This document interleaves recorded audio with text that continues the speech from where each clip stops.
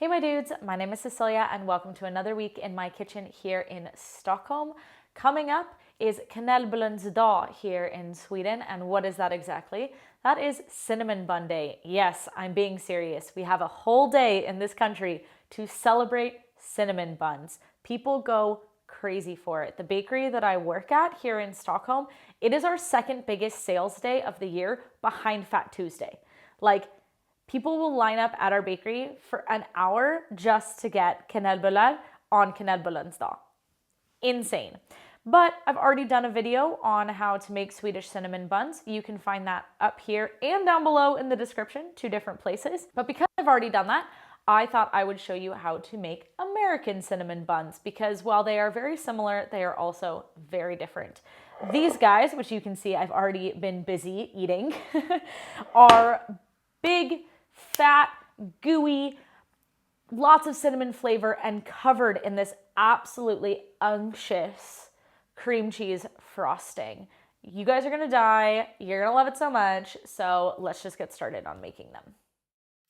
Into the bowl of your stand mixer, pour 410 grams of whole milk, 700 grams of all-purpose flour, 60 grams of sugar, 16 grams of salt, and 20 grams of fresh yeast.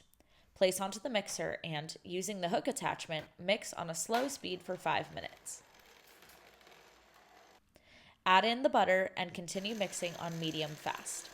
We want the dough to get smooth and elastic. This will take anywhere between 20 and 45 minutes depending on the strength of your mixer. Mine is incredibly weak, so this took around 45 minutes. Once your dough is ready, wrap it in plastic. You want to make a rectangular-ish shape that is even in thickness. I usually go for about an inch. Wrap in multiple layers of plastic. Pop in the fridge until cold all the way through, at least 1 hour.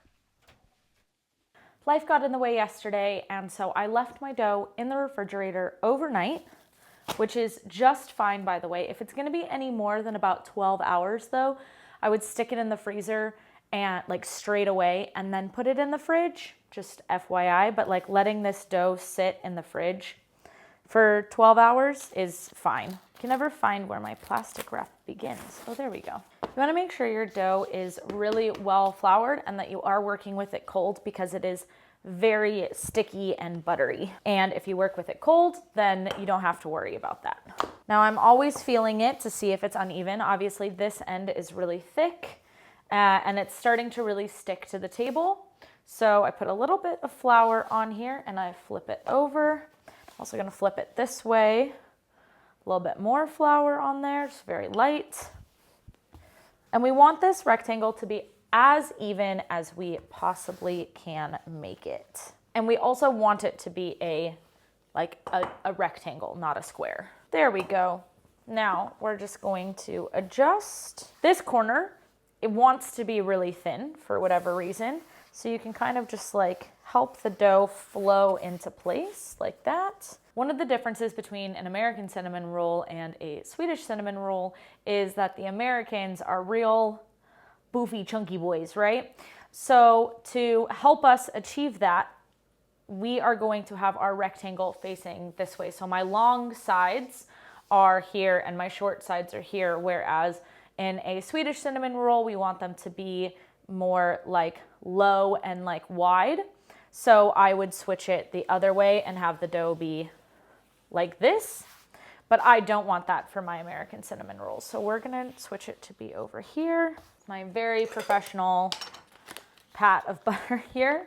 And this part I'm just doing by eye, basically. This is what, 100 grams of butter, and I'm probably gonna need more. Let's see, we just want a nice thick layer of butter. And obviously your butter needs to be very, very well softened to be able to spread it out like this. That so obviously was not enough. We're going to take some more here. It's about another 100 grams.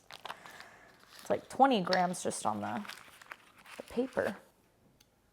Now I like a cinnamon roll that really tastes like cinnamon. So I have here 100 grams of sugar and 10 whole grams of cinnamon. It's quite a lot. You don't actually have to measure these out if you don't want, but you'll see how cinnamony my cinnamon sugar is here. Like, look at that dark color. And like, look at my fingers. There is a lot of cinnamon in here, and that's what we want. And we want a nice, heavy layer. Now, if you're wondering, is it traditional in American cinnamon rolls to do butter and then sugar and cinnamon? Whereas if you've seen my Swedish cinnamon rolls, you'll know that I made like a butter filling that had cinnamon and sugar like mixed into it. Honestly, I've seen both ways used in both countries. I just kind of wanted to show a second way and like make them really different from each other. But like in actual bakery practice, I've seen both fillings made and then this butter and cinnamon sugar technique, like again, in both places. And I'm going to use all of that cinnamon sugar because I can. So now to roll these up, you start at the top corner and you're just folding down the lip like so. And then you're going to pull and roll over. And we're always starting in our corners and our middle follows. And I'm rolling and pulling so it tightens, but I'm doing this gently so that it kind of glides and my middle will follow with me. Oh boy, this dough is already just so soft, which makes our rolls really nice and soft and pillowy, but it is, we want to use gentle hands, gentle fingers, you guys. Once you've decided on a casserole pan, oil it in some way. You can do this with butter. You can do this with spray fat.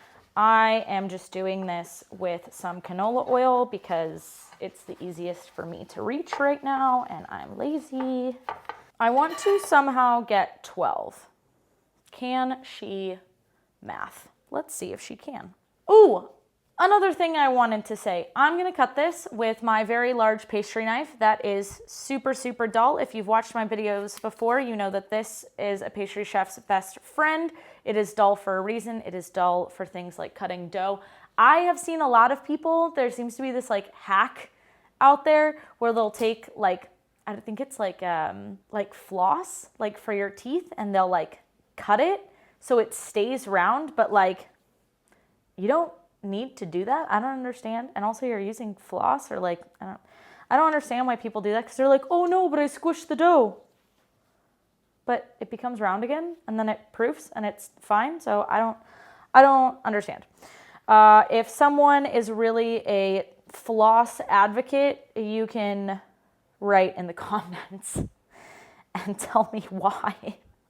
I think it's just really weird. You don't need to do that. And it's very feels very like TikTok hack-y. Okay, now I'm gonna try to split these into 3.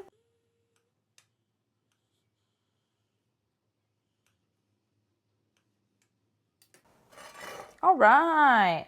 Oh, these guys are look how fat they are. Oh my God, I'm in love. I am obsessed. Yo, these are some fatties. We love to see it. This is an end piece, which is totally fine to use, but I'm just gonna flip it upside down so it looks cuter when it bakes. Just gonna cover them with plastic.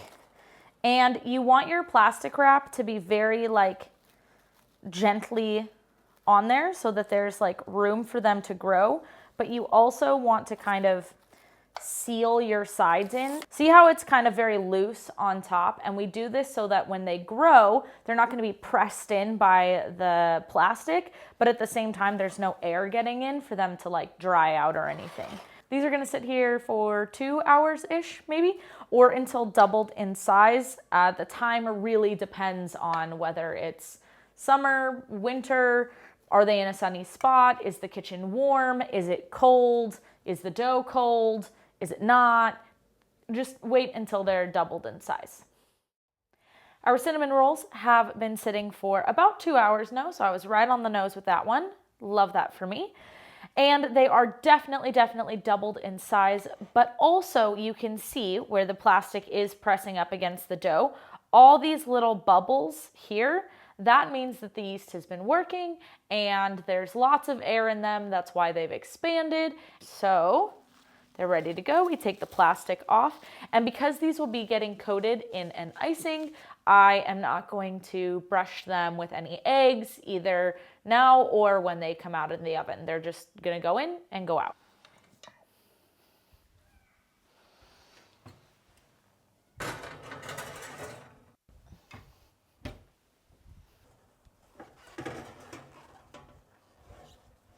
Look how beautiful they are. I am so excited about them. Now, because they're so big and so like packed in there, the middle ones do take quite a while to cook.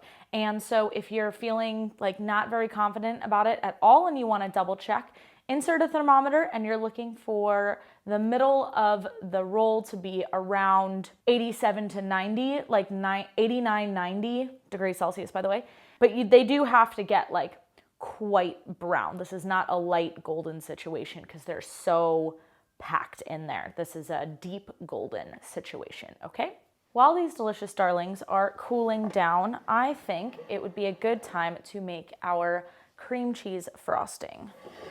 This amount of frosting makes enough for 1 pan of cinnamon buns. You want 100 grams of cream cheese, which this is exactly 200 grams, so I'm just gonna eyeball this. And you want this to be at room temperature. That's super important. If you try to do this with cold cream cheese and butter, you're gonna cry. In with that, you want 50 grams of butter, and of course this recipe will be down below as always. And then we want 150 grams of powdered sugar. Use this as a place to rest our spatula. Then we want a little bit of vanilla extract. Just do this by eye. That's good. My secret ingredient, I love some nice flaky salt in there, and that's a good big pinch and a half. I really like when you get that little tiny hit of salt when you have something that's so sweet and boofy. That's like the only word I can think of when it comes to these rolls. It's just like boofy. Okay, so then you just whiskey. I could obviously do this in my stand mixer, but then I would have to like get my stand mixer down, and that just seems like a lot of work. And because my butter and cream cheese is so soft, I don't need it. I'm not really whipping it up to get any air in there. I'm more whipping it up to make sure that there's absolutely no even tiny bits of butter or cream cheese. You know what I love about working at home, from home by myself and not in a bakery? I can lick the spoon and I can lick my finger. Ha! This is now definitely cool. It's been sitting for like 2 hours. I got involved in a very long conversation with my mom, and now we can put our frosting on. Just gonna give our frosting a quick stir. Oh yeah, that's gonna be so nice. Look how thick and gorgeous that is. Lovely. It's still fairly loose. It's not like really like thick. If you wanted it to be even stiffer, you just have to add more powdered sugar to it if you want. But I am very happy with this texture here. And we just take our little offset spatula and even it out. I'm gonna tell you guys a secret. I love these cinnamon rolls. I love cinnamon rolls in general, but my favorite cinnamon rolls of all time are the ones that come in a can from Pillsbury. We used to have them on Christmas morning, which this will embarrass my parents so much. We made so many things homemade, and my parents actually tried to like make homemade cinnamon rolls and then like serve them to me. And I was like, no. Pillsbury. I want the ones in a can. And now still to this day, when I go home to America, like my mom buys me a can of Pillsbury and like we have the Pillsbury cinnamon rolls. Because they're my favorite. So these are gonna be really good. I know it, I can feel it in my heart, but they're not gonna be as good as my Pillsbury ones. What's also really nice is when these are still a little bit warm, if you put this frosting icing business on, and then it kind of like sinks in and gets really ooey gooey. That's also super nice. Oh, I literally didn't even take a single photo. That's not okay. Wow, I am a terrible content creator. Hold on.